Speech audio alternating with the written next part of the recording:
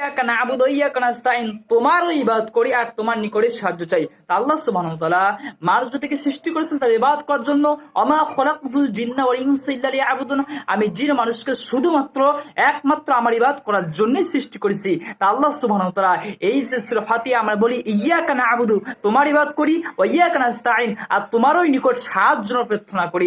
যদি আমরা আল্লাহর ইবাদত করি আর আমরা আল্লাহর নিকট সাহায্য চাবো, আল্লাহ ছাড়া কারো নিকট আমরা মাথা নত করি না, আল্লাহ ছাড়া আমরা কারো নিকট তাওয়াক্কুল করি না, আল্লাহ ছাড়া আমরা কারো নিকট কোনো কিছু চাই না। এজন্য আমরা আমাদের ইবাদত, আমাদের রুকু সিজদা, জীবন মরণ, তাওয়াক্কুল, আশা আকাঙ্ক্ষা, নজর মানত, রুকু সিজদা আমরা যা কিছু করি সবকিছু একমাত্র আল্লাহর জন্য, আমরা আল্লাহর সঙ্গে কাউকে শরীক করি না।